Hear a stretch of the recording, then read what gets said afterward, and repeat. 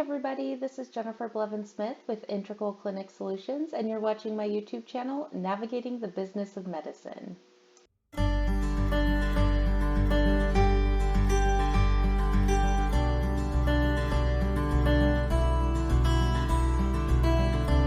Today I want to talk about how to fill out an Oregon practitioner credentialing application, and although I am using the state of Oregon's generalized application, this content that's going to be asked for any practitioner in any state when it comes to credentialing is going to be the same.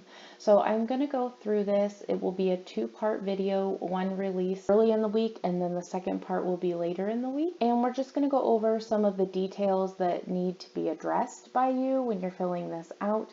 And also why, if you've watched my other videos, it's important to have that CV or resume in front of you while you're filling this out, because it asks for a lot of dates and a lot of specific that you're going to want to have handy to make this go easier.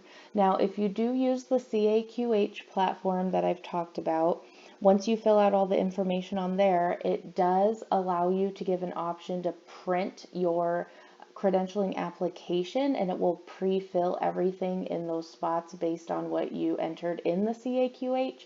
But again, some things sometimes get a little mixed up or missed.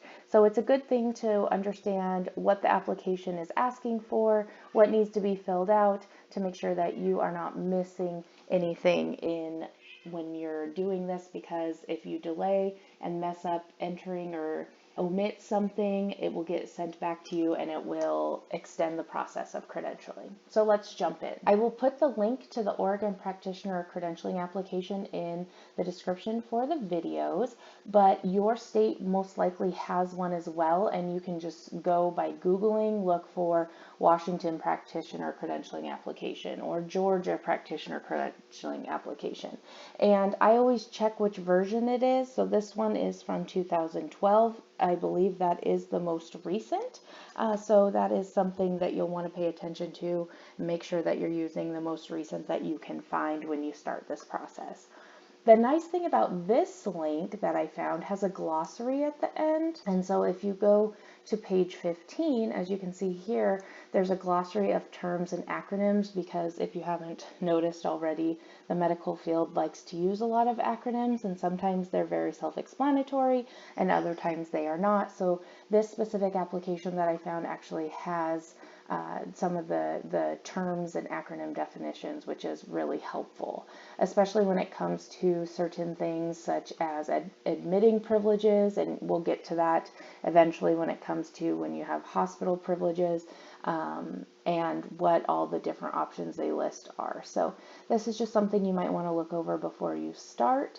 And again, this is something that would be helpful for no matter what state you're in and what application you're filling out, because most likely they're going to be having the same abbreviations, acronyms, and terms that across the board. So these are just things that it's very helpful to go through. So, okay, we're going to go back to the top of this, and we're going to start. There are always instructions. You want to make sure that you read through it thoroughly. And this is a very good point. Keep an unsigned and undated copy of the application on file for future requests, so that it makes it easier to keep updated, and then you can just date it and sign it when you need to send them to other places. It also tells you which pages need to be dated, signed, attested for. So be sure, depending on whatever application you're using, you look that over as well. And then this says, current copies of the following documents must be submitted with this application. This is very common no matter what state you're in as well. Your state professional license, so whether you're a DO, an MD, an NP, a PA, a physical therapist, you'll want to make sure you put your most recent state license. Your DEA certificate or CSR certificate if you are a prescriber, your ECFMG if you did not go to school in the United States, and the fact sheet of professional liability policy or certificate. So your certificate of insurance, malpractice, and then a curriculum vitae is optional and not an acceptable substitute. So it can be in conjunction with this submitted, but it can't just only be the thing submitted. And some people require you to submit a curriculum vitae in addition to this application. So make sure wherever you're applying, you know exactly what documents they're going to be requesting. And then right here, I'm applying to hospital staff, HMO, IPA, and then you just put here network participation or staff membership. Make sure you initial and date the bottom of every single page. That is often overlooked by many people. So make sure after you fill out the page, you review the page, and then you make sure the initials and date go on the page before you move on. I feel that's the best workflow. The nice thing is that this is a PDF fillable document on the internet, so you are able to save it, you can reset it, you can print it. If you have an Adobe type software on your computer where you can use this as well, it will be helpful in the future if you need to make addendums to it, so keep that in mind as well. Okay. Practitioner information. Make sure you use your full legal name. So if you do have a suffix legally, you want to make sure that you include those, such as junior, senior, or the third. Make sure that you put your full last name, first name, middle name, whatever degrees you have. And then if there's any other names of which you've been known or have used since starting your professional training. So if you have a maiden name in which you were practicing under and training under, and then you got married, you would want to make sure you list your maiden name and also the dates that it was used. Your home street address, which is your current address, your home telephone number, mobile number, the best email address to contact you, and I would suggest using a personal email address you have no intention of getting rid of, because that's how a lot of these re-credentialing notifications and things will come to, as in addition to your employer. So if you want to be making sure that those are being done appropriately and you want to be notified in addition to your credentialing team if you have one, I would use your personal email address here, especially if you change jobs or something, it makes it easier. Your citizenship is important, your social security number, and again, this is going to be a very detailed document about all your information, so basically someone can steal your identity, unfortunately, so you do want to make sure that whomever is helping you with credentialing is trustworthy, and that also all the information that you're providing is kept securely, because you can see that it would be very easy for someone that has ill intent to do some damage on your name. Your visa number, if applicable, the status of it.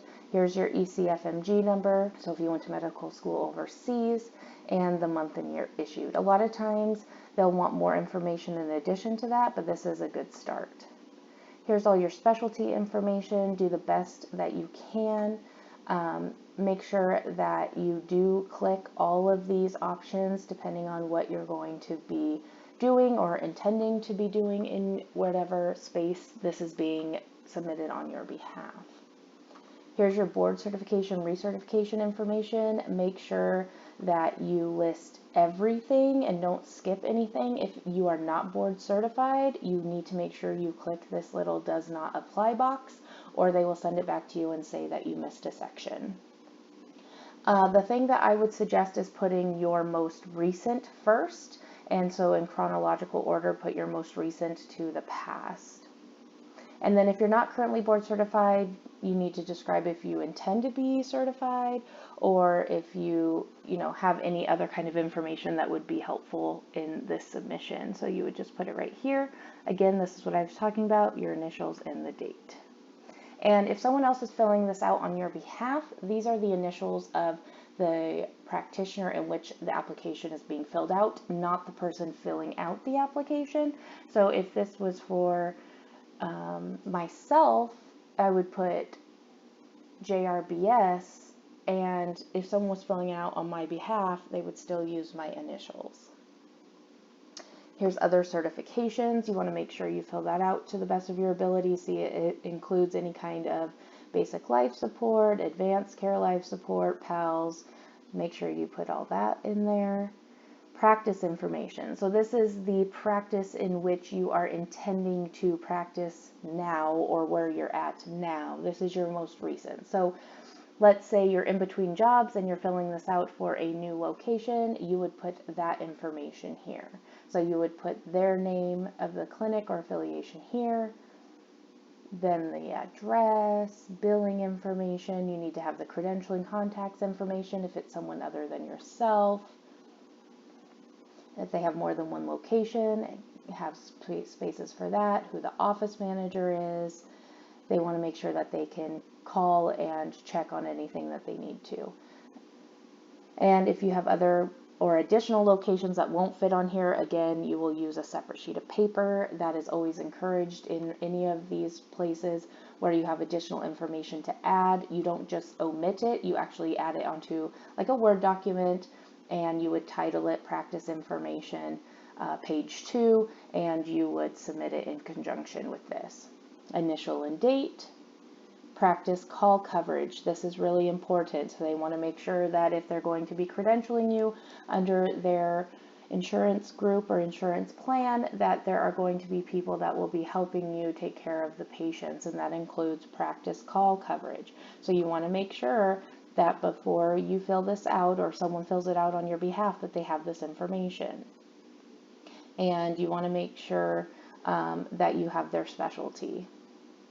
Then it asks for your undergrad education, your grad education, and if you didn't go to graduate school, you just did undergrad and medical school, then you would click that does not apply. It's totally fine.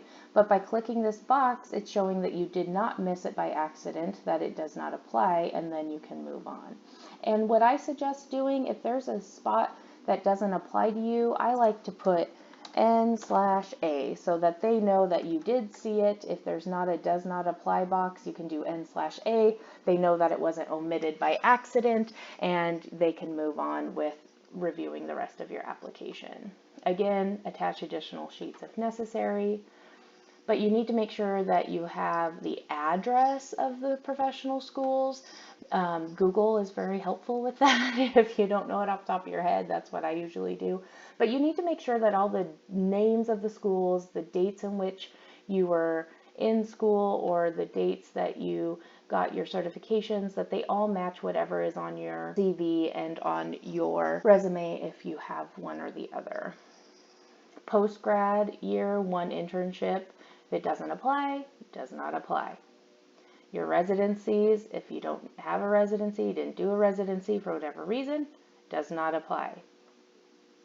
And then, if you did not complete the program, please explain on a separate sheet. See, these can be missed so easily because it's all kind of runs together, right? So please attach additional sheets if necessary, but then you have this little tiny thing hanging out right here. If you did not complete the program, please explain on a separate sheet. So make sure that you're paying attention to that. Fellowships, preceptorships, or other clinical training programs, you want to fill this out. All the stuff is totally necessary. So don't omit anything. Make sure that you put everything down. And like I had said in other videos, it's going to take more time to fill this out the first time, but once it's all complete thoroughly and accurately, it'll be a lot easier just to keep an undated, unsigned version that you can just update as needed. Again, here's another does not apply. So I'm thinking that you're getting kind of the hang of all of this. The does not apply is very, very important. If it doesn't have a does not apply, but you don't have anything to put in there, like I said, put the N/A so that they know that you saw it and it's not applicable to you.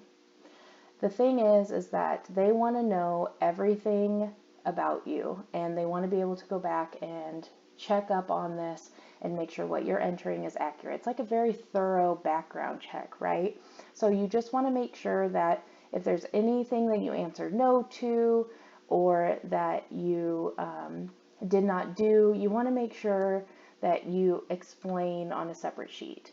If you did not complete the program, please explain on a separate sheet. If you did not complete the program, please explain on a separate sheet. You just want to make sure that if there's any questions behind something because it's open-ended or it wasn't completed, that you have it filled out on a separate sheet of paper. And you could just have a Word document pulled up. You can title it whatever section it is with the title and just say, I did not complete my residency program because whatever the reason is. And then, section 13, I did not finish my preceptorship because of whatever the reason is. You just want to make sure you're as thorough as possible. Now that was a lot of information for the first part of this video, so we're going to go ahead and stop there. I will resume on section 14 for our next set of our next video, and we'll go through that. But this is a good start. Just make sure you're as thorough as possible. The nice thing is that most of this information here is stuff that you know pretty well, hopefully, because you've had to write it on multiple things. But just making sure, like I said, you're filling everything out to its fullest and you're initialing and dating each sheet. All right, guys, thanks for watching. I hope that you smash that thumbs up button if this was helpful, and that you'll tune in to the second half of this instructional video in the next few days. Have a wonderful day, and we'll talk to you soon. Bye-bye.